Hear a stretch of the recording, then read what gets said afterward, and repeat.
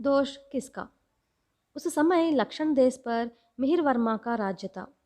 एक बार निर्मलानंद नाम के ऋषि राजधानी में आए। कुछ ही दिन बीते थे कि सारा नगर उनकी महिमाओं का गुणगान करने लगा। उन्हें भगवान का अंश और एक विभूति समझकर प्रजा उनकी पूजा करने लगी। राजा मिहिर वर्मा ने भी निर्मलानंद की ख्याति सुनी और उनके मन में ऋषि के दर्शन करने की इच्छा पैदा हुई। लेकिन राज्य के एक गुप्तचर ने राजा को यह सूचना दी कि निर्मलानंद योगी जैसे प्रतीत नहीं होते। राजा ने योगी की गतिविधियों पर कड़ी निगरानी रखने के आदेश दिए। कुछ दिनों में यह साबित हो गया कि वह एक कपट योगी है। राजा ने निर्मलानंद को शिष्यों सहित दरबार में बुला भेजा। राजा ने जैसे ही निर्मलानंद के कपटचारों का उल्लेख किया, वैसे ही योगी समझ गया कि उसके सारे काले कारनामों का पता राजा को लग गया है। फिर भी निर्मलानंद थोड़ा भी विचलित नहीं हुआ और साहस करके बोला, महाराज, आपने मेरे बारे में जो कुछ कहा सब सच है, लेकिन इसमें मेरा दोष नहीं है। सच और झूठ का अंतर जाने बिना विश्वास करने वाली प्रजा का दोष है। महान मेधावी और प्रज्ञाशाली पुरुष भी मेरे आश्रम में आते हैं। किस लिए? अपनी कामनाओं की पूर्ति के लिए ही ना। तो इसमें लाभ उठाकर तुम सारी प्रजा को धोखा दे रहे हो।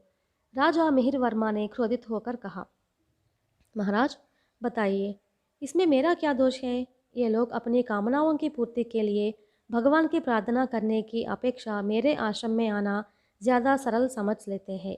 इसलिए इसमें इन स्वार्थियों का ही दोष है। अगर ये लोग मुझे महात्मा ना मानते, मुझे इतना आदर नहीं देते, तो मैंने इस प्रकार का व्यवहार ना किया होता।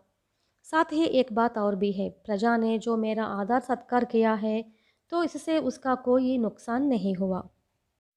ये लोग मुझे मुट्ठी भर चावल और थोड़े फल अर्पित कर देते हैं, तो इससे इनकी ज़मीन जायदाद घट नहीं जाती।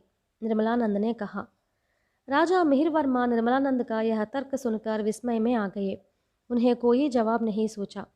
उन्होंने मंत्री की तरफ दृष्टि दौड़ाई, लेकिन मंत्री को भी तत्काल कोई उत्तर नहीं सूझा। राजा और मंत्री यह निर्णय नहीं कर पाए कि निर्मलानंद के कथन में सत्यता है या नहीं। राजा और मंत्री को शंकित मानस्थिति में देखकर बगल में बैठे राजगुरु मंद मंद मुस्कुराते हुए निर्मलानंद से बोले, निर्मलानंद, तुम्हारा कथन मुझे एक कहानी का स्मरण दिला रहा है। तुम ध्यानपूर्वक वह कहानी सुन लो। बहुत पहले कभी एक माता के 4 पुत्र थे। उनमें एक पुत्र बहुत भोला था। उसके भोलेपन का लाभ उठाकर बाकी तीनों पुत्र उसे अक्सर सताया करता थे। माता उनसे पूछती तो वे यही जवाब देते थे कि अगर वह हमारी बात का विरोध करता तो क्या हम ऐसा कर सकते थे। माता को भी ऐसा लगा कि उनकी बातों में सच्चाई है, इसलिए उसने अपने भोले पुत्र को यह सलाह दी कि वह अपने बड़े भाइयों की बातों का विरोध किया करे और सदा सावधान रहे। थोड़े दिनों बाद माता की मृत्यु हो गई और वह नरकलोक में गई। नरकलोक में यमराज ने माता को दोषी ठहराकर समझाया, माई, पांचों उंगलियां बराबर नहीं होती। एक उंगली दूसरी उंगली के रूप में कभी बदल नहीं सकती।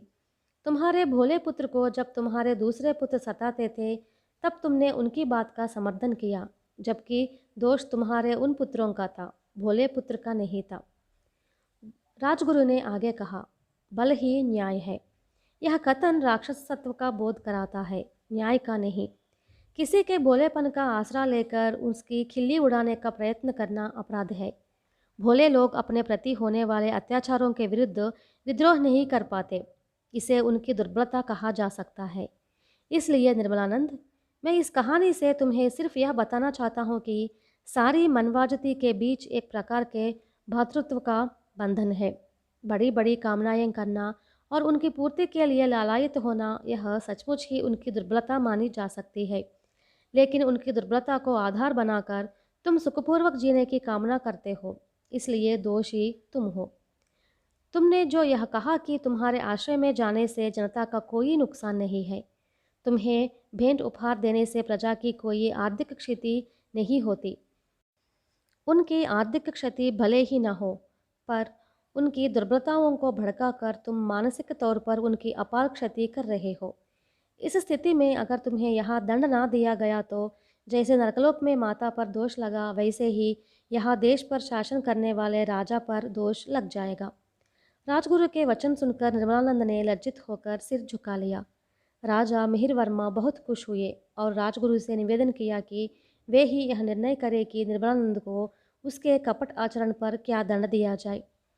इस पर राजगुरु बोले, निर्मलानंद और ये दोनों शिष्य शारीरिक दृष्टि से हुष्ट-पुष्ट है, पर आलस्य के दुर्गुण ने इन्हें इस तरह गलत रास्ते पर बढ़ने के लिए प्रेरित किया है। इसलिए इन तीनों को राजोद्यान में माली के काम में नियुक्त करना उचित होगा। राजा ने अपने गुरु के आदेश का पालन किया।